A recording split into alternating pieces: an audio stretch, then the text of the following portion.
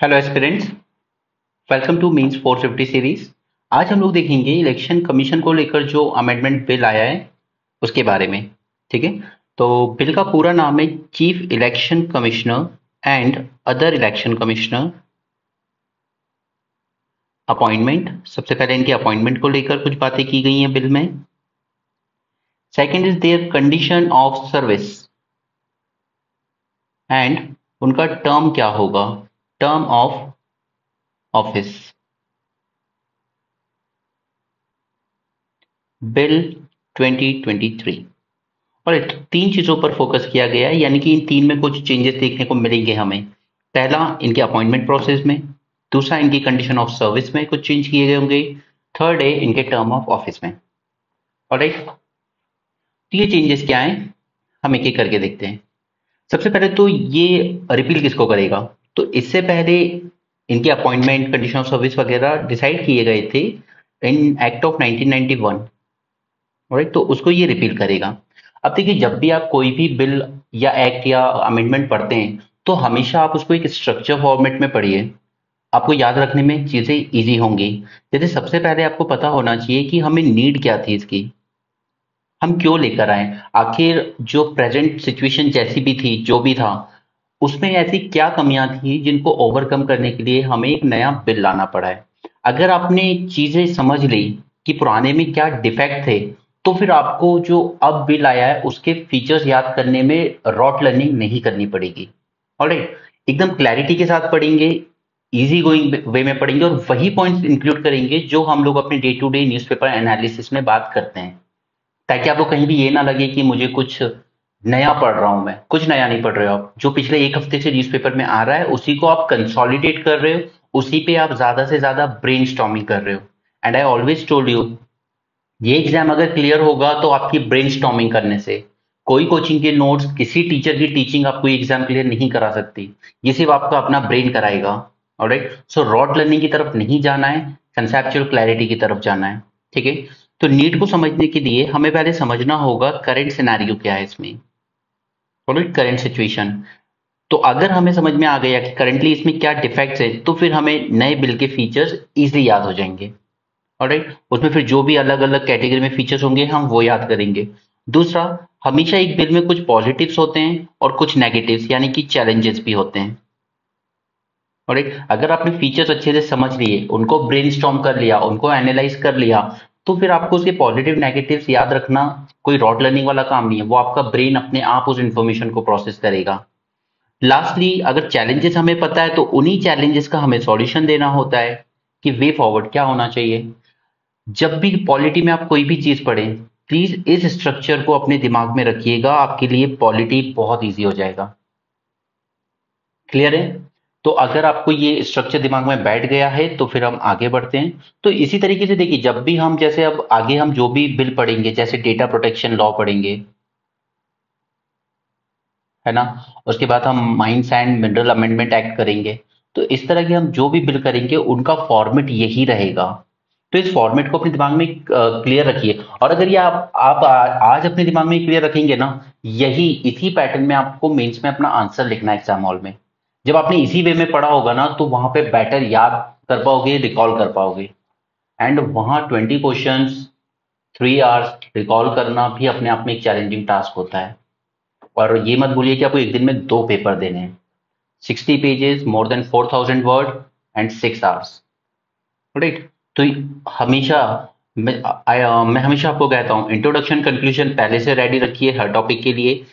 इस तरह का एक स्ट्रक्चर, एक फॉर्मेट आपके दिमाग में पहले से रहना चाहिए, तभी आप वहां टाइमली अपना पेपर अच्छे से कवर कर पाओगे। ठीक है, तो चलिए पहले तो हम ये समझते हैं कि ये न्यूज में आया क्यों है, प्रॉब्लम क्या हुई है, ये क्यों आया है। तो देखिए, हुआ क्या था कि सुप्रीम कोर्ट में बहुत पहले 2015 के आसपास एक पीआईएल लगी थी कि ये जो प्रोसेस है करंट अपॉइंटमेंट का, chief election commission, election commission का, अभी हम प्रोसेस डिस्कस करेंगे, तो ये न्यूट्रल नहीं है, ये गवर्नमेंट के कंट्रोल में रखता है। And even doctor B R Ambedkar ने भी कॉन्स्टिट्यूशन असेंबली में कहा था, जब हम कॉन्स्टिट्यूशन बना रहे थे, कि we should always ensure that election commission is not under control of executive. अब तक आपको ये तो पता ही है ना एग्जीक्यूटिव क्या है। जैसे हमारा जो भी एक डेमोक्रेसी होती है उसमें 3 विंग्स काम करते हैं।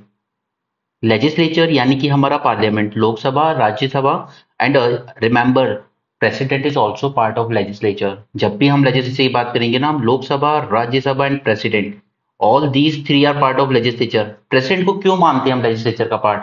बिकॉज कोई भी बिल जो लोकसभा से पास होगा फिर राज्यसभा से होगा, उसके बाद प्रेसिडेंट के पास जाके जब उनका एसेंट मिलेगा वहां पर, उनका एसेंट मिले बिना वो बिल एक्ट नहीं बनता।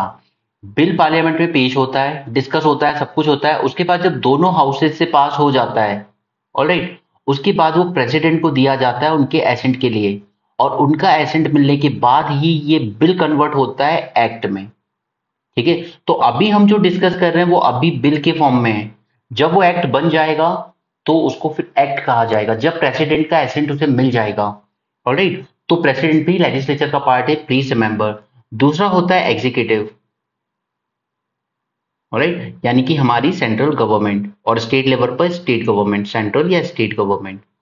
और थर्ड होता है विंग जुडिशियरी, राइट, जो कि हमारा सुप्रीम कोर्ट से लेके पूरा लोअर कोर्ट तक एक इंटीग्रेटेड जुडिशियरी है हमारे यहाँ। ऐसा नहीं है कि हाई कोर्ट स्टेट लेवल पर है तो वो स्टेट के लॉज ही एग्जामिन करेंगे, ऐसा यूएसए में होता है, हमारे यहाँ नहीं। हमारे यहाँ इंटीग्रेटेड जुडिशियरी है। ओके,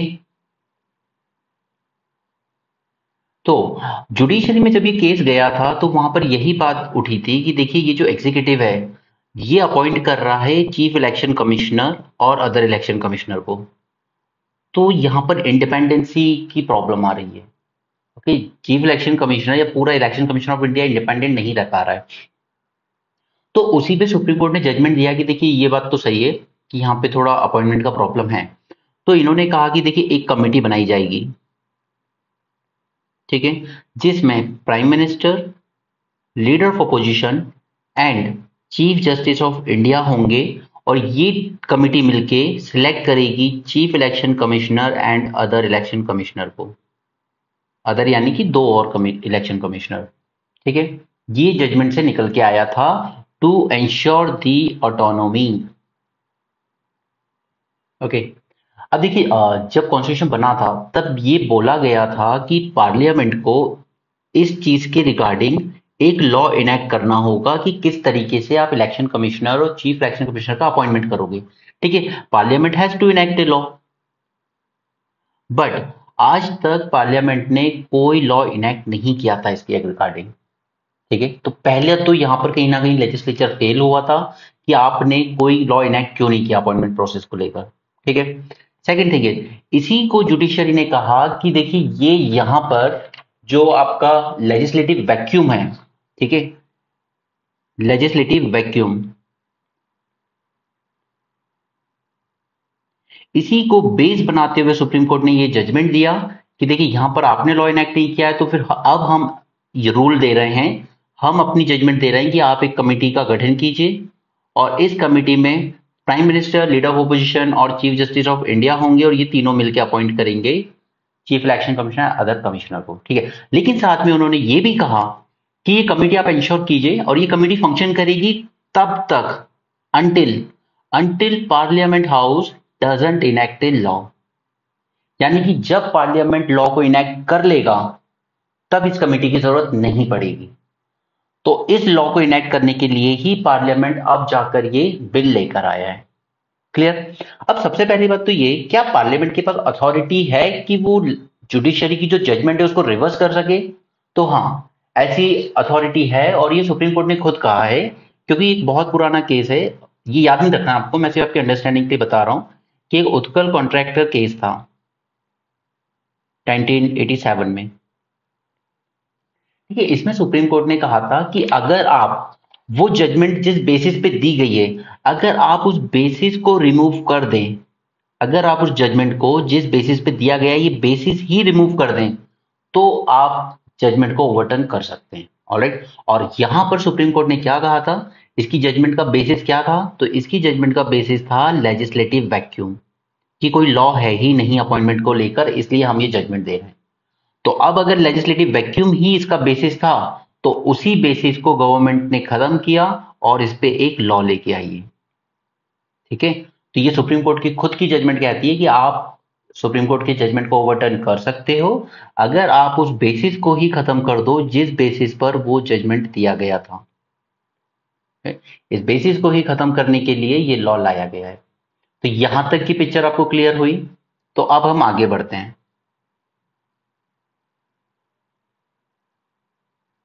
चलिए, आई होप यहां तक आपको चीजें क्लियर हुई हों। ठीक है, तो आपको पता है कि आर्टिकल 324 बताता है इलेक्शन कमीशन के बारे में।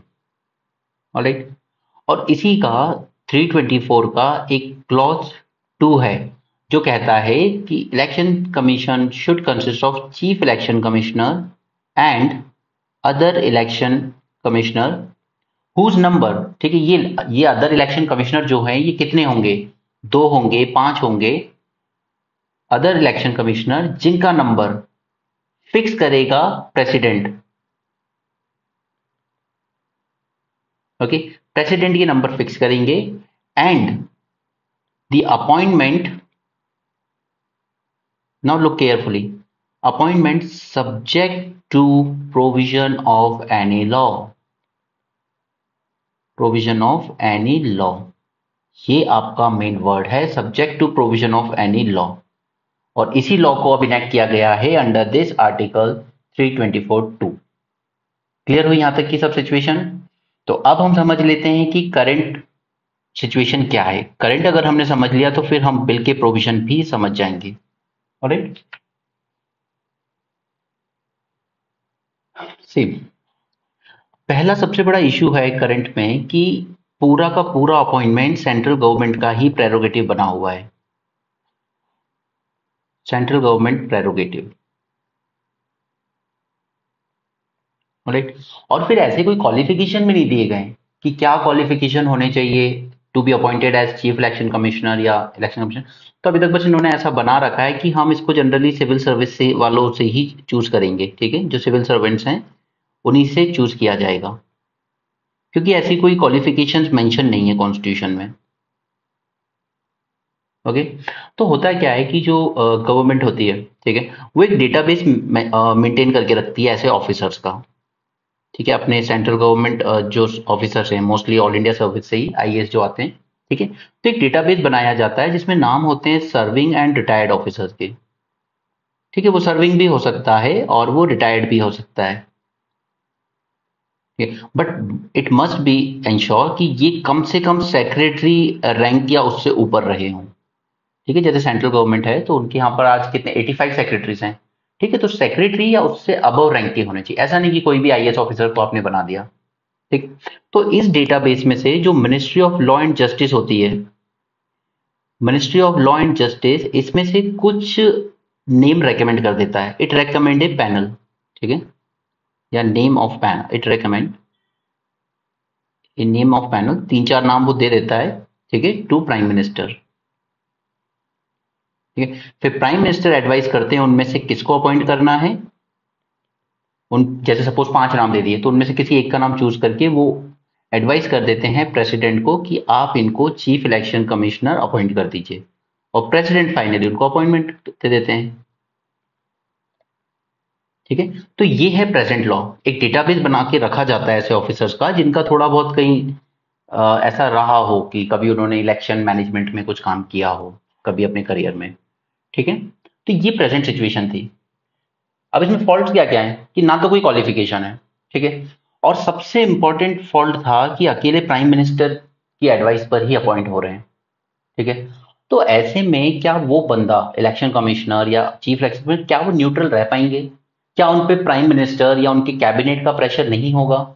और जैसा कि देखने को मिला पिछले कई टाइम से ऐसी चीजें देखने को मिली है। जैसे देखिए, इस टॉपिक का पार्ट नहीं है बट मैं आपको साइड बाय साइड बता रहा हूँ, इससे कई एलिगेशन लगे हैं कि पहला तो आप इलेक्शन के शेड्यूल ही इलेक्शन कमीशन सेंट्रल गवर्नमेंट के अकॉर्डिंग करता है। मैंने आपको एग्जांपल दिया था कि हिमाचल प्रदेश और गुजरात में इलेक्शन ऑलमोस्ट सेम टाइम पे ही होने थे, बट 1 मंथ का गैप रखा गया बेवजह। ठीक है, कोई सेंस नहीं था उसका 1 मंथ का गैप रखने का, क्योंकि कहीं ना कहीं सेंट्रल गवर्नमेंट इंश्योर करना चाहती थी कि ये एमसीडी के जो इलेक्शन है दिल्ली के, ठीक है, उसके साथ हो, ताकि जो आम आदमी पार्टी जो कहीं ना कहीं थोड़ी कॉम्पिटिटिव दिख रही थी एक टाइम पे गुजरात में, दो नहीं हो पाई क्योंकि ऑपोजिशन के वोट बढ़ गए बाकी सब पार्टी में, वो जो थोड़ा बहुत कॉम्पिटिटिव दिख रही थी वो एमसीडी के इलेक्शन में भी बिजी हो जाए दिल्ली में और साथ में गुजरात के इलेक्शन में भी। मैं अपनी तरफ से नहीं कह रहा हूं, ऐसे एलिगेशंस लगे हैं सिर्फ इन पर, ठीक है। दूसरा, जब कोविड की सेकंड वेव आई थी जो कि सबसे डेडलीस्ट थी, उस वक्त प्रधानमंत्री अपनी रैलियां कर रहे थे वेस्ट बंगाल में। ओके, जबकि सब लोग कह रहे थे कि ये रोकिए, रैलियां रोकिए, चाहिए जरूरत पड़े तो इलेक्शन पोस्टपोन कीजिए, इस वक्त ये वेव बहुत डेडली हो रही है, सेकंड वेव। पर इलेक्शन कमीशन ने तब तक अनाउंस नहीं किया जब तक प्रधानमंत्री ने अपनी आखिरी रैली नहीं कर ली। ऑलराइट, तो ये दूसरा एलिगेशन था। तीसरा, कि कई बार वोटर्स के नाम ही लिस्ट से गायब कर दिए गए। जैसे for example I will tell you, एक, देखिए don't take it personally, okay, ये सिर्फ एलिगेशंस हैं जो मैं आपको बता रहा हूं, मेरे ओपिनियन नहीं है। जैसे सपोज कि ये कोई कॉन्स्टिट्यूएंसी है, तो आपको पता है एक कॉन्स्टिट्यूएंसी में अलग अलग बूथ बनाए जाते हैं, है ना, अलग अलग बूथ लेवल पर होते हैं। नो, और सपोज कि ये एक ऐसा बूथ है जहां पर सपोज कि मुस्लिम पॉपुलेशन ज्यादा है, ओके। तो अगर एक रूलिंग पार्टी को, या चलिए माइनॉरिटी मान लीजिए, कुछ भी मान लीजिए, चलिए ठीक है, अगर उनको ये लगता है कि इस बूथ से, इस पर्टिकुलर बूथ से तो हमारी पार्टी को वोट ज्यादा आने नहीं है, क्लियर, लेकिन हमें जीतना जरूरी है ये बूथ सपोज, तो उसमें क्या करते हैं कि उस मुस्लिम पॉपुलेशन कईयों के वोट, उनका जो वोटर लिस्ट होती है, लिस्ट से नाम कटवा दिया जाता है, ठीक है। ऐसे एलिगेशन यूपी इलेक्शन के टाइम बहुत ज्यादा लगे थे, क्योंकि कई जगहों पर ऐसे देखने को मिला था कि कई मुस्लिम वोटर के नाम ही नहीं थे लिस्ट में। तो ये एलिगेशन भी इन पर लगे हुए हैं इलेक्शन कमीशन पे, ठीक है। इस तरह के कई एलिगेशंस लगे हुए हैं, और वो सब इसलिए लगे हैं क्योंकि इनका अपॉइंटमेंट प्रोसेस न्यूट्रल नहीं है। रूलिंग पार्टी अपॉइंट करती है तो फिर कहीं ना कहीं थोड़ा सा प्रेशर रहता है, ठीक है। तो ये तो हो गई सिर्फ नॉर्मली करंट प्रैक्टिस समझने की बात, कि करंट प्रैक्टिस क्या है। तो अब इनको शॉर्टकमिंग को थोड़ा सा दूर करने की कोशिश की गई है, बट स्टिल पूरी तरह से तो नहीं। तो चलिए अब देख लेते हैं बिल के फीचर, कि इसके फीचर्स क्या हैं। सबसे पहला, सबसे पहले तो एक सर्च कमेटी बनाई जाएगी, सर्च कमेटी, ठीक है, 3 लोगों की, जिसमें एक तो होंगे सबसे पहले cabinet secretary, the most powerful person of this country, ठीक है। इवन खुद अटल जी ने कहा था कि देश के असली जो करता धरता है वो कैबिनेट सेक्रेटरी होते हैं, मोस्ट पावरफुल। प्राइम मिनिस्टर तो सिर्फ उनकी बनाई हुई पॉलिसीज को इम्प्लीमेंट करते हैं, कि बनाते यही है मेन, ठीक है। इसके अलावा साथ में 2 मेंबर और होंगे इस कमेटी में, और ये 2 मेंबर कौन होंगे, सेक्रेटरी, एटलीस्ट सेक्रेटरी या उससे ऊपर की रैंक के ऑफिसर, ठीक है। तो मैं सब चीजें लिख नहीं रहा हूं यहाँ पे। ये 2 मेंबर या तो सेक्रेटरी या उससे ऊपर की रैंक के ऑफिसर होंगे, बट ये बहुत इंपॉर्टेंट पॉइंट है, they should have experience in matters related to election.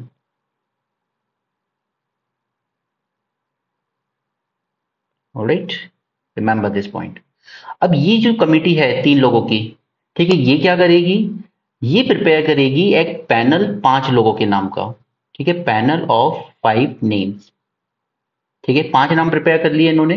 अब ये 5 नाम ये लोग दे देंगे आगे, जो सिलेक्शन कमेटी है, ठीक है।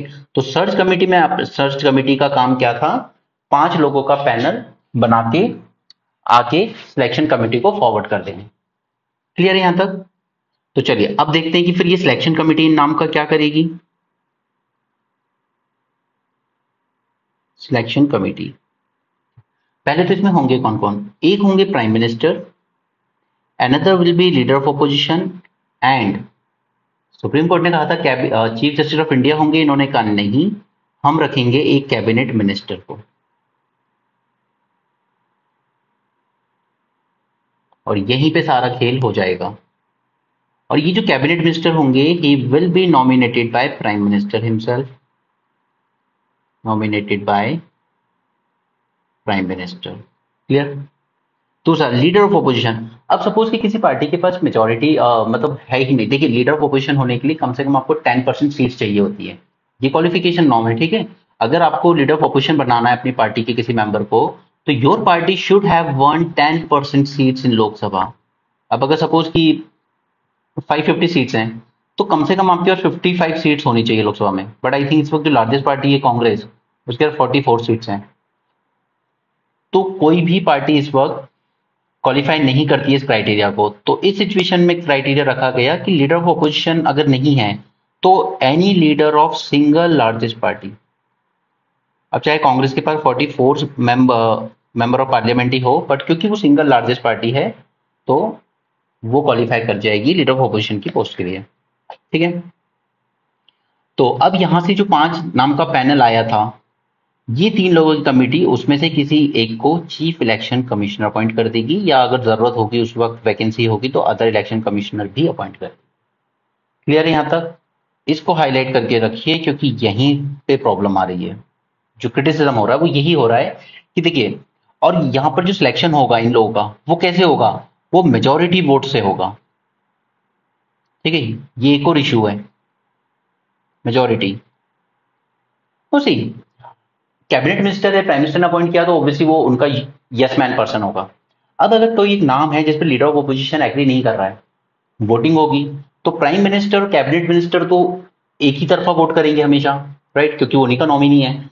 तो ऐसे में तो बात तो वहीं आ गई ना घूम फिर के, जिस प्रॉब्लम को हम सॉल्व करने चले थे कि ऊपर क्या हो रहा था पुराने पैटर्न में, prime minister was appointing the chief election commissioner other commissioners, तो यहां भी तो वही होगा ना, मेजोरिटी वोटिंग पैटर्न की वजह से प्राइम मिनिस्टर जिसको पसंद करेंगे वही बन जाएगा। ओके, तो this is the first criticism of this process. Alright, तो आपको समझ में आया selection.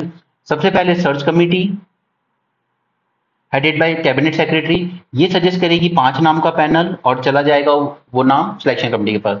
Selection committee headed by prime minister, यहां पर मेजोरिटी से डिसाइड होगा और फिर सिलेक्ट किया जाएगा कि किसको चीफ इलेक्शन कमिश्नर बनाना है।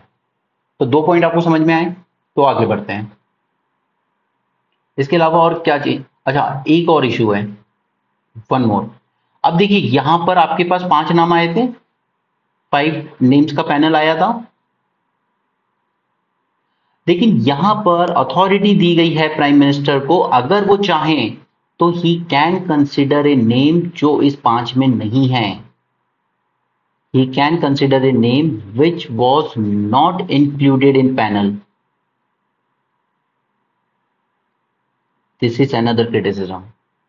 अब एक बात बताइए, अगर आप एक अलग ही नाम आपने इंक्लूड कर लिया जो पैनल में था ही नहीं, तो फिर ये सर्च कमेटी का होना ना होने का तो कोई मतलब ही नहीं रह गया।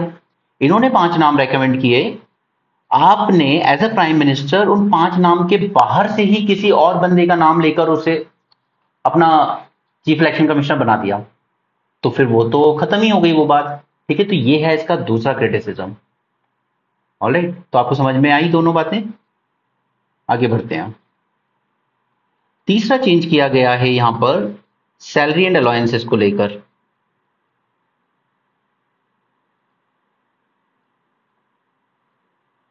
देखिए 1991 का जो एक्ट था उसने क्या किया था कि इनके सैलरी अलाउंसेस इक्विवेलेंट कर दिए थे सुप्रीम कोर्ट के जज के अकॉर्डिंग। जो जो अलाउंसेस और सैलरी सुप्रीम कोर्ट जज को मिलती थी वही चीफ इलेक्शन कमिश्नर और अदर इलेक्शन कमिश्नर को मिल रही थी। ठीक है, लेकिन अब इन्होंने क्या किया है, not just allowances but also the service condition was also same. But अब इन्होंने क्या कहा है कि नहीं, आपके सुप्रीम कोर्ट जज के इक्विवेलेंट नहीं होगी, आपकी कैबिनेट सेक्रेटरी के इक्विवेलेंट होगी।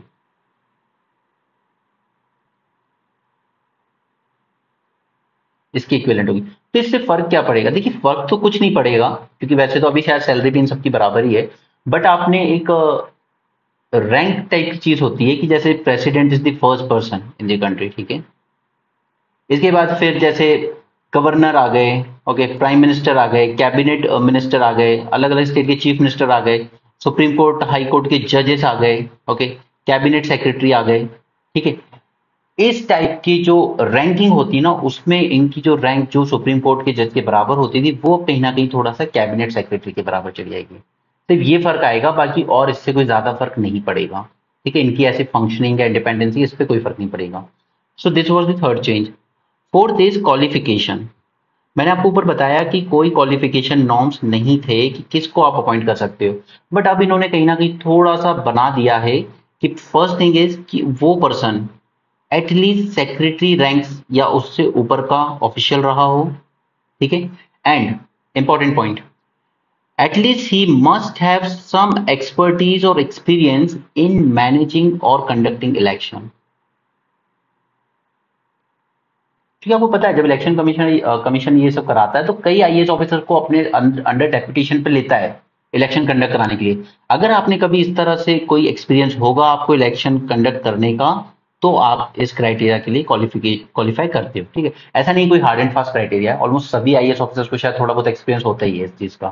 ठीक है, तो ऐसा कोई ज्यादा हाई फाई क्वालिफिकेशन नहीं रखे गए, बस थोड़ा सा मेंशन कर दिया गया है। ठीक है, दूसरा, conduct of business.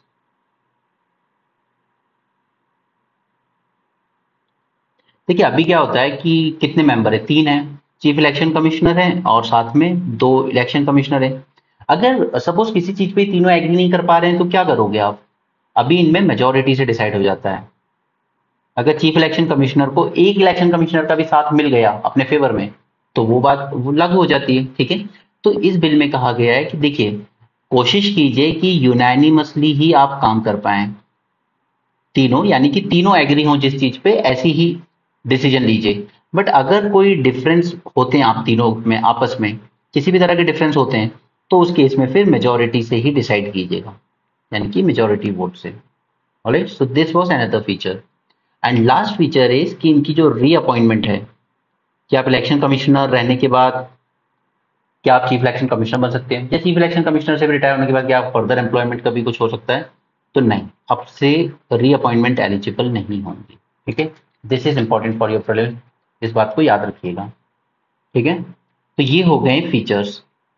I hope आपको अच्छे से समझ में आया हो। मैं इसको जितना सिंप्लीफाई कर सकता था मैंने उतना किया है, और मैंने कोशिश की है कि मैं वही पॉइंट्स इंक्लूड करूं जो न्यूज में बार बार आ रहे थे एडिटोरियल्स में।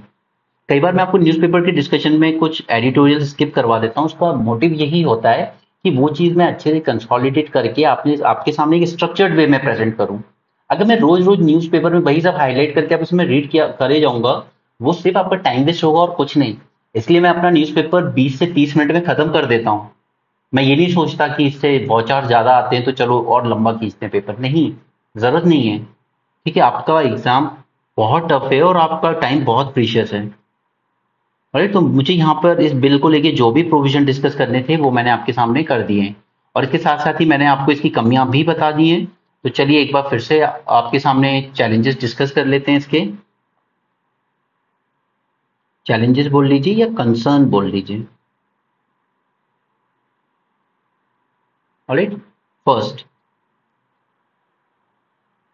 पहला क्रिटिसिज्म जिसका यही है कि सर्च कमेटी ने जो 5 नाम दिए हैं उसके बाहर से आप अगर कोई नाम इंक्लूड कर रहे हो तो फिर पूरा प्रोसेस एकदम जीरो हो जाता है, कोई मतलब नहीं रहा। Okay, so this is first criticism। Individuals beyond initially listed by search committee।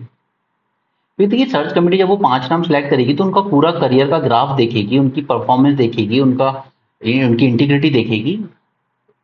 सब कुछ करने के बाद आपको 5 नाम रेकमेंड किए गए, लेकिन आपने बाहर से कोई 30 अलग से नाम उठा के और उसको बना दिया, तो ये बहुत गलत है।